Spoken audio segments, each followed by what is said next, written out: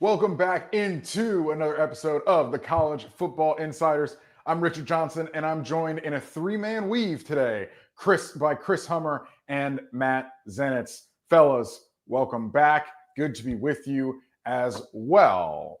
I got back today from North Carolina. Don't know if you guys heard, but UNC finally played a football game in the Bill Belichick era. And sources are telling the College Football Insiders it did not go well for the folks in powder blue. Chris, that must have been a hard story to track down, Richard. Yeah, hey, look, we're reporting here. What can I say? I'll kind of go through the day and the atmosphere and all that sort of stuff. But let's talk about the game itself. And Chris, I think let's start with you and the feedback that you got from what ended up being an absolute whooping on Labor Day night. Yeah, it wasn't great. Talked to a couple people around TCU about this game. And this was one of those things where like scouting for UNC was difficult in a way, right? Because nothing was the same, 70 new players. Like, how do you go about that? But what they did was essentially evaluate every single player on the roster one-on-one and then just kind of plug it into a two deep themselves. And they came away from that game thinking it was about what they thought. The offensive line was a major weak point. Unproven wide receivers. I'm just reading some thoughts. Average tight end room, really young defensive line room. Their best edge player didn't even play, and he came over from UConn. The safety room was a question mark. The cornerbacks were good, but all around, it just wasn't a football team that was in position to compete with what is going to be one of the best teams in the Big 12. So rough day for UNC, and it's difficult to bring in that many new pieces and make it work. And it's difficult to be as talented as you want to be when you bring in that many new pieces at once. Yeah, there Matt. There are only two players on that North Carolina roster that NFL scouts view as being draftable players heading into next year, that they have draftable grades on at this point. You just saw the talent differential with those two teams, with TCU, which I completely agree with what Chris said, going to be one of the better teams in the Big 12 this year, and obviously has a hell of a player at quarterback with Josh Hoover, against a North Carolina team that I think it's an understatement to say that is going to be a significant work in progress for Bill Belichick. Yeah, guys, it was incredible to me. We're sitting there watching the first drive, and North Carolina moves down the field, and they had a little something for TCU on the first drive. North Carolina comes out in a 6 offensive line set a couple times on that first drive, and it threw TCU for a loop. Sonny Dykes said after the game that they were not ready for that. Now, they got to the sideline and obviously corrected their run fits and figured it out. When Chris talks about how much of an unknown they were, I mean, that came down to even when we got to the stadium. When you get into a press box, you're handed what's called a flip chart, and it's got the entire roster on it kind of by number. And then it also has a depth chart on the other side. Well, this one had every single position group left completely blank. So even up until snap one, we really only knew Gio Lopez was going to be starting at quarterback and not much else about how that team was going to look. Sonny Dykes said after the game that during training camp, they practiced against the triple option because they just had no idea what they were going to get. They wanted to leave no stone unturned. So they had a day where they said, okay, if powder blue gets into the triple, how are we going to defend that? It was fascinating. And I think when you watch how that game unfolded, you started to see that those were the only tricks that UNC had up their sleeves. Matt, I don't know if you've heard from any scouts on your end today since the game has ended, but I was shocked at how poor Carolina was, especially as that game went on, at some of the fundamental stuff that you would say Bill Belichick hangs his hat on. I mean, they really struggled to tackle, I thought, which was what I thought was going to be the least of Carolina's worries this season.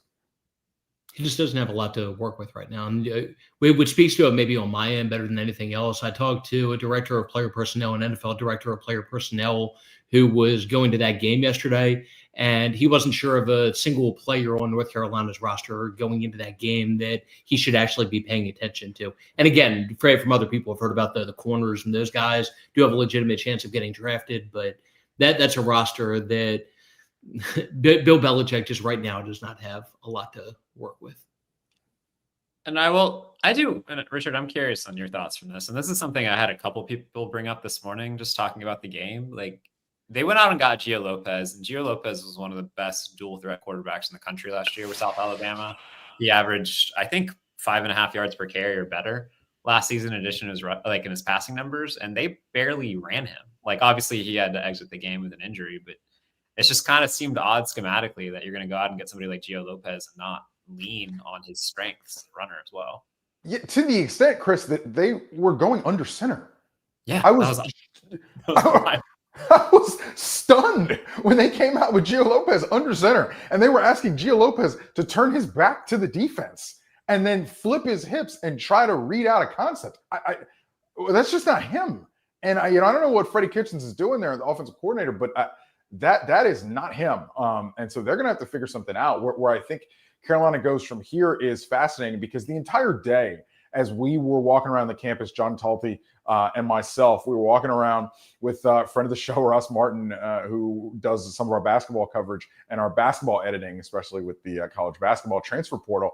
He's a man about town in Chapel Hill. And so he's taking us to all the sites, man. Ross is a man of the people out in Chapel Hill. There's no question. I'm telling you, man, he is the mayor. So he's also like 6'6", so he stands out anywhere. Yeah. And so he's yeah, Ross, he's a tall drink of water, Matt. He really is.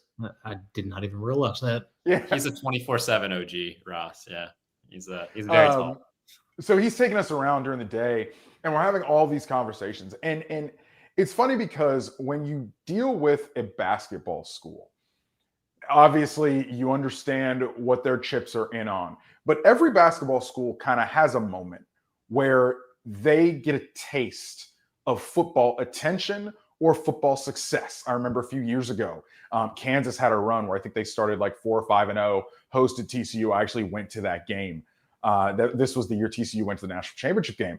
And there's just a different buzz on a Saturday. And obviously this game was on a Monday, but on a Saturday on a campus when it's a tailgate and it's an all-day festivity. And so I think Carolina, just to think more existentially about the whole Bill Belichick thing, Carolina is at a point where, and I spoke to somebody at Indiana that they were at a similar point when they hired Curt Cignetti. Basically, they got together their most influential donors at Indiana and said, fellas, if you like being in the good basketball conference, if you like playing high-level college basketball, when the conferences realign at the end of the 2020s, as I think all of us expect them to do in some way, shape, or form, whatever next iteration this thing takes, if you want to hang out in the good basketball league, you've got to be serious about football, because that's what drives the bus. And I think North Carolina is feeling this pressure. That's why they took the big swing that they did on Bill Belichick. Chancellor Lee Roberts, for instance, was key in getting this over the line. He is, as I understand it, was integral in literally negotiating the contract for Bill Belichick. He was very new on the job last fall. It was a situation where North Carolina is really trying to go chips in on football here. And Matt, I pose this question to you. Bill Belichick was able to get on paper $13 million of the $20.5 million allocated to rev share. But I had a conversation yesterday, and we were talking about, well, what if Tulane's John Summerall would have ended up getting the job? He was in the running for it as well. If Summerall would have gotten the job, would North Carolina have put the same amount of resources behind Summerall as they are putting behind Bill? It's obviously hard to say, but I find it hard to imagine that any coach, whether Summerall or somebody else, would have gotten the same level of commitment that North Carolina ended up giving to Bill Belichick. The main thing that I'm curious to get your take on, Richard, you obviously being there. First of all, even before getting to the question that going to ask, for me, like watching that game, I was just wondering to myself at different points how many times Bill Belichick was thinking to himself, like, what have I gotten myself into? And look, obviously this is a process. It's year one. It's a rebuilding type deal. But at the same time, I can only imagine just yesterday some of the thoughts that were going through his mind, including potentially that at different stages. I also, and this is what I want to get your take on, what was his reaction when he walked into the press conference room and saw the balloons? Oh, I would have paid. I would have paid money to have been in Bill's head when he walked in and saw that. It's funny because there were other little fanfare things that you take for granted that are going to happen at a college football game. Like before the game, Bill Belichick is standing at like the 20-yard line taking pictures with recruits. There's like a receiving line of recruits and parents on the field. And there's a staffer, a UNC staffer that's cycling them through. And Bill takes a picture with them, smiles and gets a picture, and they go on about their way on their official or unofficial visit evening in Chapel Hill. But it's just bizarre to see him in that spot, cut off sleeves, doing that. You guys certainly couldn't have seen this on TV, but between the third and the fourth quarter, if you attend games, there's different schools that have different traditions during the third and the fourth quarter. Well, at UNC, they have the fancy like LED lights, and they like drop the lights down and like play this video that's like, we are Carolina, and like the fourth quarter is when we win games, and like they shoot off fireworks. They're down 30 points. And like, I got some binoculars with me in the press box, and I'm just trying to like track Bill and follow Bill as he's going through what I imagine is an absolutely bizarre out-of-body experience of his team getting absolutely dump trucked. But, they spent the money on these fireworks, and so let's use them while we got them. It's the second worst loss Bill Belichick's ever had as a head coach, Chris. It's the most points he's ever given up as a head coach. Worth noting also, especially for somebody with defensive background like Bill Belichick. Hey, I have to ask, Richard, when you talk about the recruits and Belichick smiling, taking pictures, who was smiling more, Bill with the recruits or you when you saw the Air Jordan sign? Oh, I'm grinning ear to ear, Matt. It was an incredible tailgate atmosphere. I give Carolina fans credit. They showed up for this game. They packed it out. But yes, there was a sign that said Air Jordan, and Jordan was spelt with an O. If you understand what I'm getting at there. There was some absolutely incredible content, both in person, I'm sure, and online surrounding this game. Like just some wonderful stuff. But I do want to say real quick, and this is a question from producer Aaron in the chat, like what are the differences between NFL and college? I want to point out, like early on, like I'm not 100% sure like Bill Belichick and his like close confidants knew what they were getting into there. Like they got to UNC, and most schools would go on a hiring spree and try to bring in as many people as possible, try to execute your vision as quickly as possible. Like as Matt can tell you, they were working with a very small crew during that first portal window. And I think they were learning on the fly about what it is to deal with agents, not like agents in the NFL level, but like NIL agents, which is a very different breed. That personnel department was small. They almost had no coaches hired at the time. And I think in some ways that did put UNC behind the 8 ball in terms of being ready for that first portal cycle, because you have to be ready to go. And they had so much to do early on that I'm not sure if they took full advantage of that cycle in the way a team rebuilding needs to. And I think that talent deficiency and some of that did show up on the field on Saturday. Like obviously they did sign some good players, but like they were clearly deficient. Did Chris freeze? Chris did freeze on me. Matt, I would say, just to piggyback off what Chris was throwing out, it was extremely important, and this is something that Chris and I talked about a lot at the time, for Belichick and that staff to capitalize on the early momentum, the early buzz, the early attention that was there just coming out of him being hired. And I think it's fair to question just whether they did that. And look, Gio Lopez was regardless of what he looked like last night, Gio Lopez was a very solid pickup for them. Gio Lopez was not the main issue for them last night, but that's something that I will come back to on my end. That again, Chris and I talked about a good amount after Belichick was hired through the portal cycle and all of that, just that it was so imperative, so important for them to capitalize on that early attention, that early buzz, and have that or use that as a means to add some talent to the roster that could lead to them being in a position to perform at a respectable level this year. And again, I think it's very fair coming out of last night, especially, to question whether they were able to do that.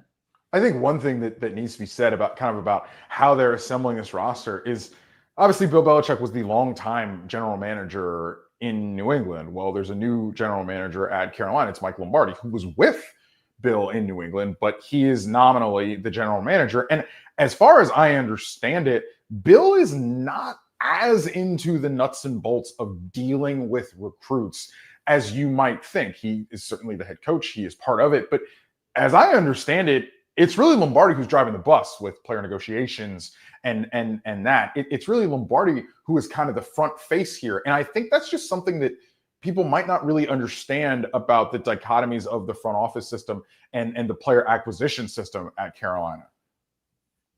Yeah, Bill. Yeah, Bill definitely seems to be in true head coaching role with Mike Lombardi being the leading figure behind the scenes. Yeah, I would say it's not necessarily just a Bill UNC thing. Like there are some schools that structure it like that with their in Michael Lombardi's case, very highly paid general manager at the front of the negotiations. And some schools really do like to, and this might be a topic for another time, but a lot of schools really do like to separate church and state, where coaches aren't particularly involved in the actual negotiations and dollar figures. Because once you do that, it can sometimes like impact a relationship with the player, or maybe like impact how you think about the depth chart. And I think that's something schools want to keep separate as much as possible. I will end with this just regarding North Carolina, that it's premature to judge Bill Belichick and just how this is going to go, or make any sort of great predictions just based off that game last night. Like you could have put Nick Saban out there as a substitute for Bill Belichick or any coach that you can think of, and the outcome would have been similar to what it was last night, just frankly because of how they're set up from a personnel standpoint. So again, this is going to be a work in progress. It's going to take time, but it's premature to judge too much just based off that result last night, as bad as that result was. Chris brings up a great point about sort of a separation of church and state. When we come back on the College Football Insiders, we're going to talk about another school that did that over the offseason, and we're going to use it in our early table set for week 2. Only CBS Sports can bring you big time during the heart of Saturday afternoons. It's big time. It's big time. It's big time. It's big time. On CBS and streaming on Paramount Plus. Welcome back to the College Football Insiders. Week 1 is finally in the books. We had a 5-day wide week 1. Now it's time to move on to week 2. We talked before the break about schools that are sort of separating church and state with how they do their player acquisition strategy, and both in the portal and in high school. One school that is going to factor into this week's mix with high-level college football games, Oklahoma. Oklahoma plays Michigan. Bryce Underwood comes to town in Norman, and they did similarly to what Chris was talking about earlier with North Carolina when they hired Jim Nagy. Jim Nagy is the new GM at Oklahoma. I guess he's not so new anymore, but he's the GM at Oklahoma. And it's a situation where, as I understand it, they were doing that, kind of separating church and state, taking some of the player acquisition stuff off of Brent Venables' plate and making him more of a football coach with a capital F. Personally, I can't wait to see what Brent and Oklahoma's defense is going to have for Bryce Underwood. I was impressed with Bryce Underwood on Saturday night. Did some nice things in that initial game against New Mexico from what I saw. But now it's going to ratchet up, Matt. Oklahoma is a different kettle of fish.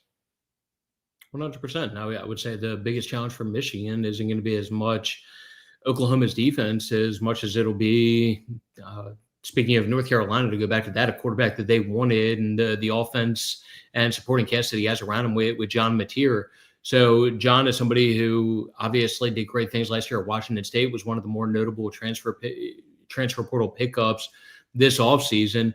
And that's going to be a challenge for that Michigan defense to go along with Oklahoma having Deion Burks, who's extremely talented and a future NFL player, Isaiah Satania, that Oklahoma and that staff really high on, Jaden Knott, running back from Cal, who's obviously done good things throughout the course of his career, who I think Oklahoma is expecting for him to be able to see more action compared to this past weekend when he only had 1 carry. Yeah, Matt, do you know what's going on there? So he was banged up during the course of fall camp, and just process for him in terms of working back. But it seems like the expectation is for him to be more involved than he was this past weekend. But with Bryce, I completely agree with you. Bryce, like obviously anytime that you're dealing with somebody that just turned 18 years old, regardless of how talented there is, there are going to be growing pains.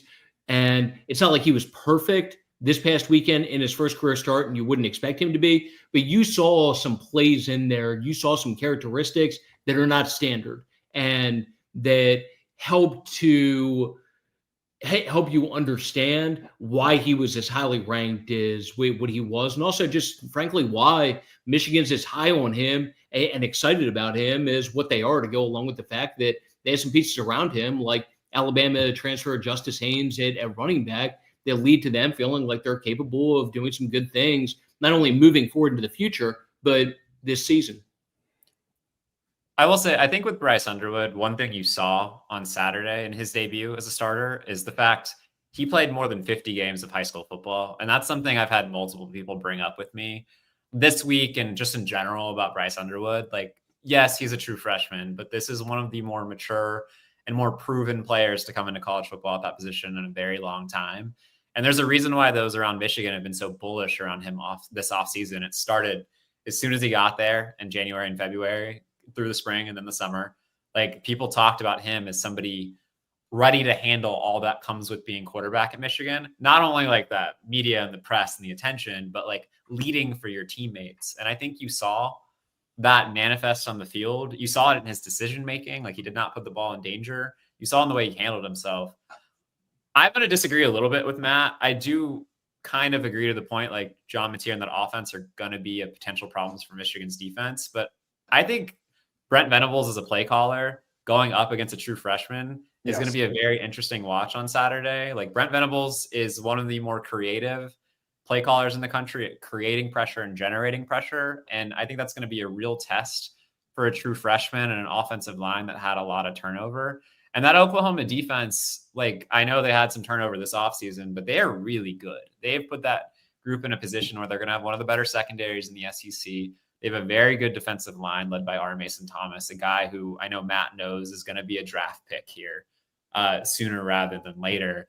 And that is a group that if you heat Bryce Underwood up, like, I'm curious what that looks like. And also, like, Michigan did not run Bryce Underwood at all on Saturday. And like, Bryce Underwood is somebody who can move if it comes down to it. So I'm very curious if we see that part of Bryce Underwood's game kind of debut on Saturday against Oklahoma. I could have worded that better. I wasn't saying that Oklahoma's defense, especially led by Brent Venables, wasn't going to be an issue for Michigan. No, I get it, Matt. You're just saying that you're not worried about Oklahoma's defense at all. Like, the point that was trying to make is they view the offense led by John Mateer and guys like Deion Burks as the bigger challenge for Michigan, even more so than the defense, even though those are completely fair points on your end, especially when you have a unit that's run by somebody like Brent Venables. I think they're going to have to do some design run for Bryce Underwood in this game. I can understand why they didn't use it against New Mexico. Didn't have to win, obviously. But I think it gives you a different dimension. Obviously, also of note, Michigan's defense, Rashada Barham out for the first half. The linebacker is suspended for targeting. They were not able to get that overturned by appeal. I think Justice Haynes also is going to be massive for Michigan in this game. He was tremendous on Saturday, $159 on the ground against New Mexico. Yeah, the Jayshon Barham first half suspension is something that's really unfortunate for Michigan. So it got called for a questionable targeting penalty during the course of the second half of that game against New Mexico. And that's one of the better players for Michigan on defense. So a tough blow for them to have to be without him for the first two quarters. And I do agree with you, Richard. I think Justice Haynes, like, sneakily was one of the most important additions of the offseason. Like, Michigan beat out South Carolina for Justice Haynes in a pretty heated recruiting battle. And you saw on Saturday just what he can do. He had that 59-yard touchdown run. I know it was against New Mexico, but you saw how he separated from people in the open field. And if you could break off a big play on Saturday with Justice Haynes, it makes things a lot easier on your offense and Bryce Underwood against that defense. Keep him honest and also create some explosives outside of the passing game. Well, the team that he was on last year, Justice Haynes, Alabama, could certainly have used him. You know, I know obviously they have Jam Miller who ended up being hurt, but for me, like, if you're Alabama, how does Justice Haynes get out of the building? I mean, you shackle him to the radiator for all intents and purposes. Like, that's a great player. It's expensive to keep multiple players in your running back room at this point in college football. And Well, I know this is not an Alabama discussion, but it is worth mentioning. Like, we think of Alabama as like this significant power nationally in NIL, and they're not like among the top teams in the country in terms of NIL spending and like keeping people intact. And I think that matters. They're about to be. I got a feeling they're about to be in December. Well, I think it's John Telty would tell you this. Like, there's only one billionaire in the state of Alabama, and he's an Auburn booster. So you wonder what that looks like, but we'll see this offseason. Fellas, we got a war of words. Oklahoma State, Oregon is another non-conference game that we have this weekend. Mike Gundy, this will not surprise you, is taking a couple shots at Oregon for an expensive roster. And I quote, "We spent around $7 million over the last 3 years, and I think Oregon spent close to $40 million last year alone." What I'm saying is they're spending a lot of money. There's some schools that are doing that. He went on to say, what I hear is that there are chatter from coaches around the country regarding non-conference scheduling. It should be based on the financial situation for each school. I don't really know how that's going to work, but Mike did say it. He went on to say, so from a non-conference standpoint, there are coaches saying that you should play teams that are spending the same amount of money. That's very interesting from Mike Gundy, and Dan Lanning had a response. Yeah, it sounds like there is, listening to him talk. Like I said, I got a ton of respect for Coach Gundy.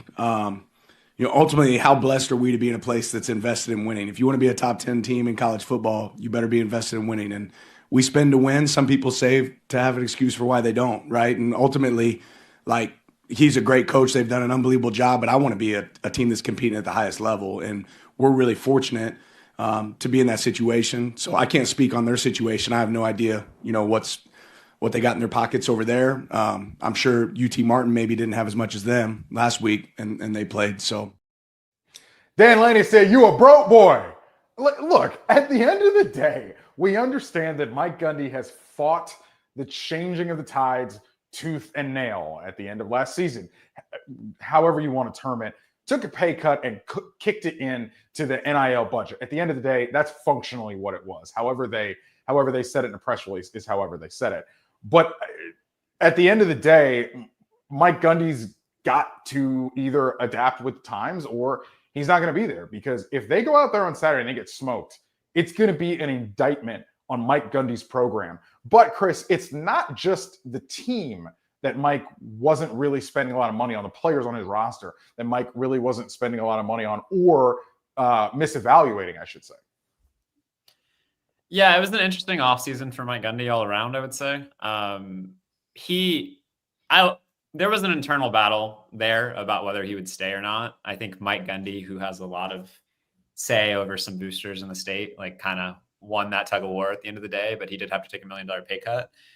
And I think there's been changes both in like roster philosophies this offseason and coaching staff philosophies this offseason. Mike Gundy has been a person who's had more continuity than any coach in the sport other than Kirk Ferentz at Iowa. And I think there is a comfort level that comes with that in a way. A lot of Mike Gundy's friends, longtime friends, were on that staff. And I don't think Mike Gundy was eager to move on from them. He made a lot of changes to the staff this offseason. Both coordinators changed. And I think that was a admittance from Mike Gundy in a way that, like, if he wanted to adapt to this era, he also had to adapt himself and be comfortable with change. It's why we've seen Oklahoma State average, I think, like 7 transfers a class from 2022 to 2024. And this past season, they cited 41 transfers. So it's a total philosophical switch for them. The returns on those transfers, we'll see. I've had a couple of G5 GMs tell me in the past that they're recruiting with Oklahoma State and they find that unusual for some of these guys, but maybe their evaluation wins. We'll see a lot on Saturday, but I think this has been an offseason where Mike Gundy had to look at himself in the mirror. And if he wants to adapt with this era of college football, he had to change. And we certainly saw that this offseason in the way he approached both his staff and his roster. First of all, that was a perfect response, in my opinion, from Dan Lanning, where throughout not only feel fortunate to be at a school that invests that much in football, but also just the subtle dig there that we pride ourselves on spending to put ourselves in a position to win. Some other places don't spend as much, so they have an excuse when things don't go well. Like, to me, that's a perfect response, and presented that extremely well on his end. So kudos to Dan Lanning for that one. But with Oklahoma State, Chris mentioned just how active they were in the portal. That will put them in a position this year heading into the season where they're going to be better defensively because of what they did through the portal. And I'm not saying they're going to be a top 5 or top 10 defense or anything like that, but they're going to be at a more respectable defensively. But the problem is you lose your starting quarterback now. So Hoss Haney out because of an injury that he suffered in the first game. And even before they lost him, there were legitimate questions about that offense, to the point that I think the three of us would probably agree that if we had to put $10,000 on it, like even before that injury to Hoss Haney, we would have been betting that Oklahoma State would be a sub 500 team without getting into specifics as far as what the record would be. So would you put more money on that, or you losing a race to Ryan Williams? I bet a lot of money on me losing a race to Ryan Williams. That's well done. That's well done. I do want to shout out producer Aaron, by the way, saying that Gundy is saying this as the school that benefited from T-Bone Pickens' donations for years and years and years. And that is a salient point. And I actually really do think Oklahoma State misses T-Bone Pickens in this era of college football. Having the right billionaire really makes a difference. RIP. RIP indeed. The third interesting matchup of the weekend, as we set the table early in the week for the weekend, Duke and Illinois. This is a gut check game for a team that a lot of people think can be a college football playoff dark horse and a dark horse in the Big Ten race. I think some of that comes from the fact that Illinois obviously was hot coming down the stretch last season, brings back a decent amount of the roster last year, and comes into this season with a schedule that is pretty light. It's not Indiana light like Indiana's was last year, but it's still pretty light. It ain't light this week because this Duke team can beat them, absolutely. But there's a quarterback matchup, a quarterback economy here that I think is really interesting. Chris, you did some reporting on this. Luke Altmaier coming back to Illinois when obviously there were many schools that took their shot at him. And it's Luke Altmaier kind of has a throwback nature to him. And there's an amount of loyalty there that I think is really interesting. But you juxtapose that against Darian Mensah. And I'm not saying Darian Mensah is a mercenary or not loyal or whatever, but Darian Mensah is one of the most highly compensated players in the portal last year. So it's just an interesting dichotomy that these two quarterbacks come into this game with. Yeah, well, first, loyalty on Duke's side too, because like Malik Murphy won a lot of games for them, and they were happy to move on to Darian Mensah for $4 million a year. But on the Luke Altmaier front, there were a lot of teams I think would have been very happy to have Luke Altmaier as their QB1 this year and kick the tires in the portal. I know the Tennessee stuff in the spring got a lot of attention for a lot of quarterbacks, but there were a lot of teams trying on Luke Altmaier in the winter as well. He would have been a very popular guy had he chosen to go in the portal. But he did show a lot of loyalty to that program. And I know John Talty wrote a story on Luke Altmaier this offseason before, talked about his priorities. Like one of them was that the coaching staff would remain static. And there was a couple other priorities for him. But like this is a guy, and loyalty is also just a fun word for him too. Because if we remember, Luke Altmaier started his career at Ole Miss and essentially lost the job to Jackson Dart back in the day. But he has been at Illinois for such a long time that he is now the loyal person in the face of that program. But he is a really talented passer. I think he's somebody, if Illinois is going to make a run to the college football playoff this year, like a lot of people think, he is going to emerge as one of the top quarterbacks in college football. And I think he has that capability. Probably doesn't have like the high level, like NFL upside that some of the other quarterbacks do that we talk about from week to week, but he is a potentially draftable player. And he is somebody that a lot of teams would have been happy to have on their roster.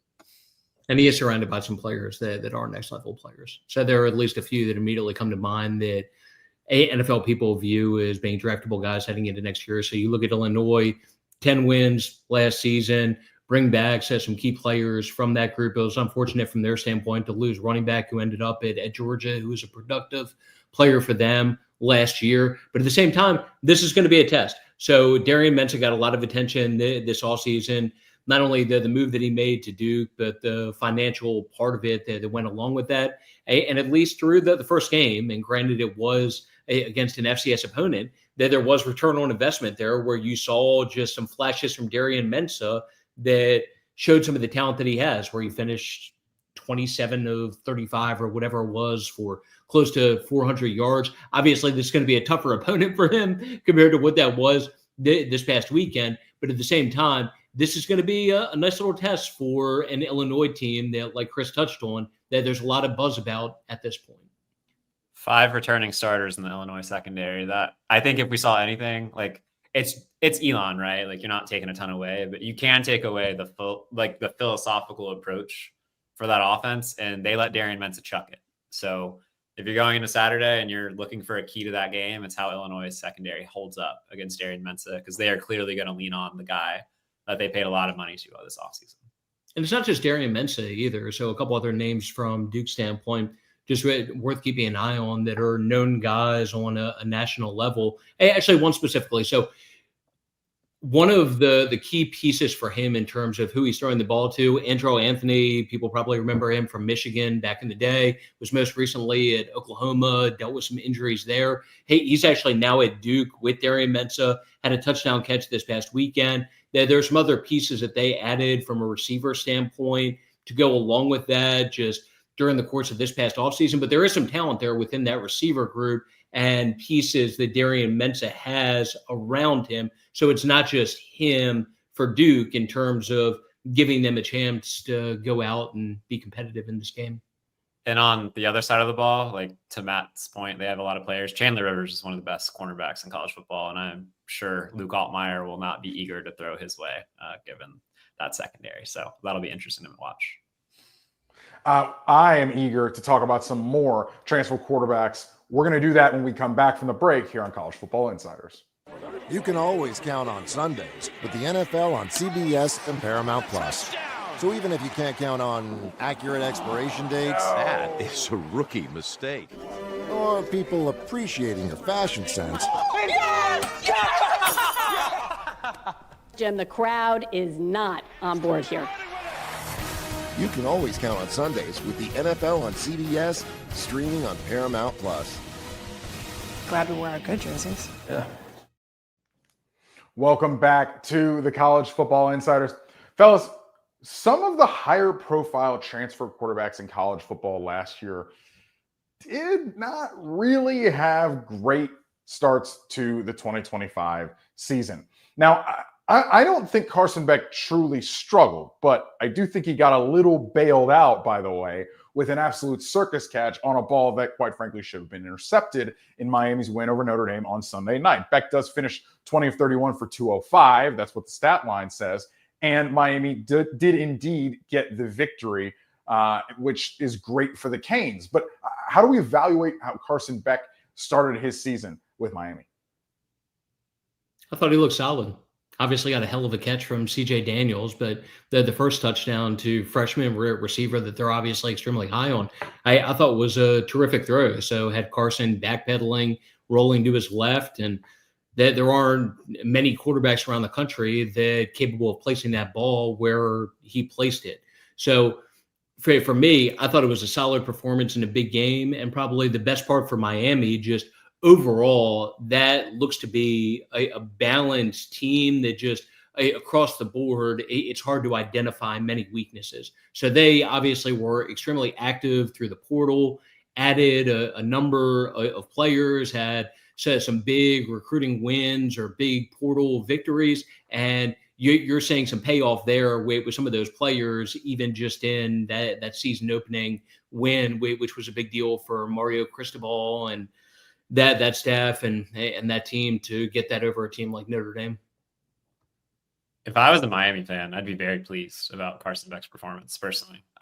That's one of the best secondaries in college football they were going against. And I thought Carson Beck handled that very ably. And I know like Malachi Toney, the freshman Matt was talking about, and CJ Daniels really showed out on Saturday. But we talked about before, like receiver was a bit of a question mark for them going into last week. I know people around Notre Dame that were wondering what Miami would have at receiver. And I think for Carson Beck to navigate that environment and to play as well as he did against that secondary, and I think most importantly, not turn the ball over like we saw so many times last year with Georgia. I think that's a really big positive. That's probably the best secondary Miami's going to face all year. Like legitimately, like I don't even think Clemson's going to have a secondary equal to that. So I don't want to say it gets easier from Carson Beck from here, but I think he just passed a really big test early on, and I'd be very pleased.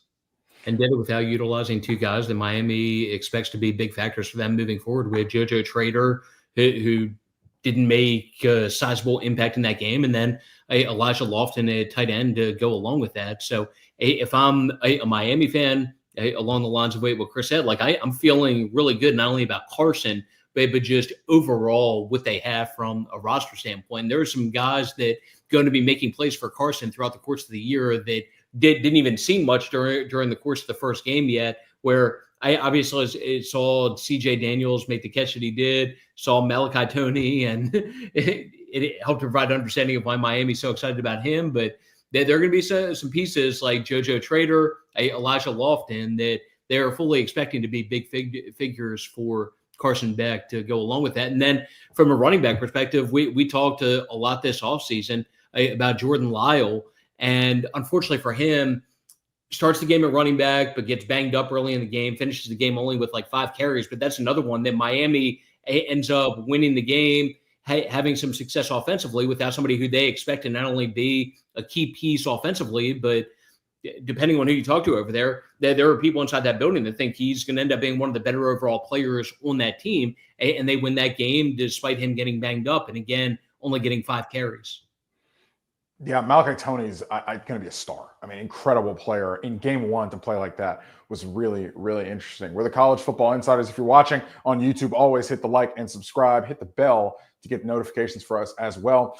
Comment who you thought did well as far as transfer quarterbacks were concerned in week 1. We're talking about some that didn't do so well. The next one, Nico Imaliava at UCLA, 11 of 22, 136 yards.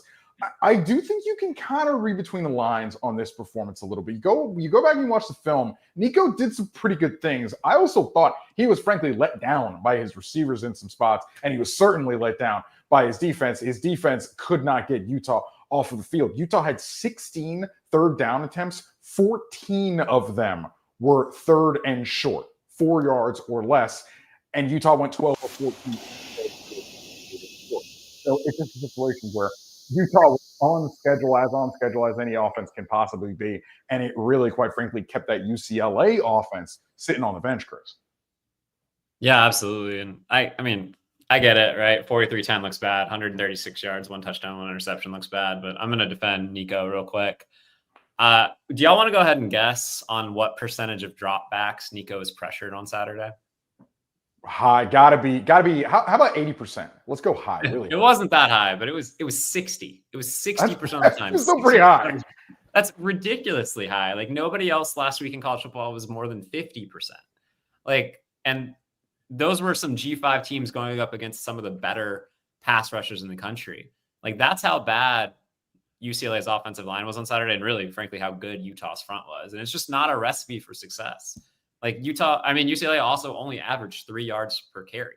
Like when you're not running the ball and your defense and your offensive line is getting blown up from snap to snap, it's really hard to be effective as a quarterback. Does that bode well for UCLA moving forward this year? And I know Matt and I both predicted some bullish things for them. Probably not, but like it's hard for me to blame Nico for that on Saturday. I actually thought like if you go and watch the game, he played pretty well given the circumstances. Like, obviously, you would want more from him, like bringing him over that way. But, like, I did not think that was all Nico's fault as to why UCLA struggled in that way. Yeah, the offensive line, the wide receiver group, far bigger issues for UCLA this past weekend compared to Nico. And unfortunately, as a quarterback, you're dependent on more than just yourself to go out and have success. And there were some pieces around him that just didn't play at the level necessary for him to be able to go out and have success in that game. And also, Utah, it's a reminder from them that Kyle Whittingham's a hell of a coach. And with new quarterback that they have, with Devon Dampier, new offensive coordinator Jason Beck, this is a team that maybe can make some noise this year, put up 45 points, 43 points in that game, and did some good things offensively to go along with holding UCLA to 10 points. One of the most high-profile FCS transfers was Mark Gronowsky, came from South Dakota State to Iowa in the offseason. He really struggled on Saturday. 8 of 15, only 44 yards through the air.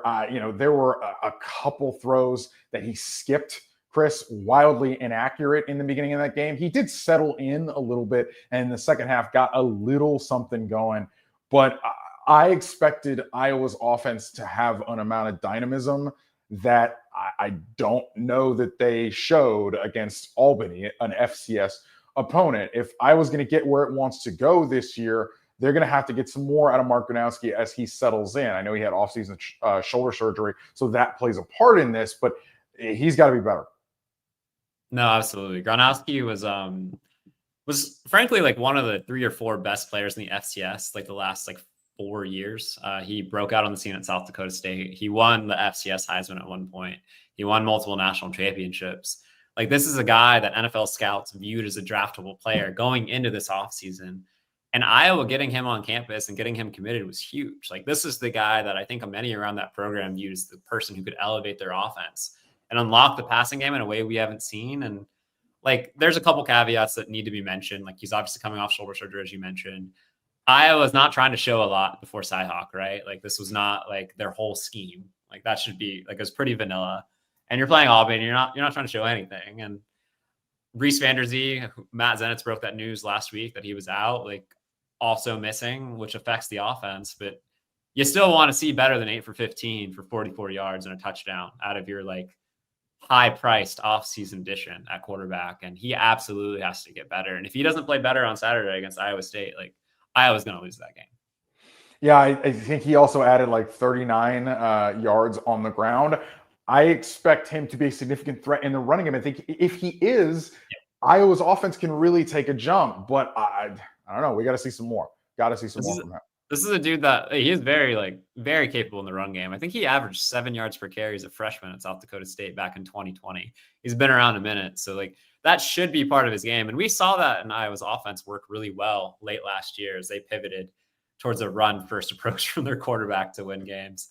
But you need the passing game to open up. You need teams not to be able to sell out against the run, and he has to be able to do that with his arm. One more high-profile transfer at the lower level at FCS, Jaden Rashada, who is a name that many college football fans will know from Arizona State, from Georgia, or from Florida, where he obviously had one of the first massive NIL disputes. Rashada is now at Sacramento State as their starting quarterback in the new Brennan Marion regime. He did not get off to a good start in that game against Mark Gronowsky's former team, South Dakota State. 11 of 27 for 107 yards. It was not a performance that fills you with optimism.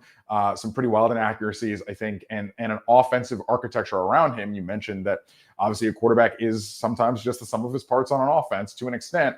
An offense around him that was pretty lackadaisical as well in the loss to the Jackrabbits. So from Rashada, a guy who's trying to really get his career started in a meaningful way, I thought this was an inauspicious beginning. Yeah, obviously tough opponent, right? South Dakota State out of the jump is out of the game. But South Dakota State, they have a new head coach and a whole bunch of portal parts on their own end. I don't disagree with any of that. I'm just saying it's not the easiest FCS opponent to have a career with. But yeah, to your point, I know there are a lot of people around Jaden Rashada that just wanted him to have the opportunity to play. And that's part of the reason why he ended up at Sacramento State.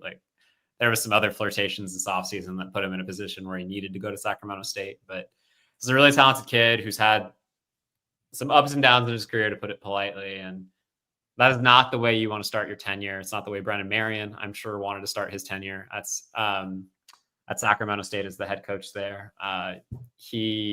Brennan Marion has one of the most prolific offensive schemes in college football, or at least that's the sell on paper when you go to Sacramento State, and you want to see a greater return on investment. So it'll be interesting to see what that looks like as he settles in, because at the end of the day, Jaden Rashada is a very talented quarterback. There's a reason why he was ranked so high. They get an FBS opponent this week in Nevada, and their head coach Jeff Choate will bring the heat defensively. So that'll be something really interesting to track. But as you said, Richard, you want to see more, and you need to see more if you're Sacramento State and getting Jaden Rashada. He's that kind of talent, and if it doesn't manifest, you wonder what it looks like long term.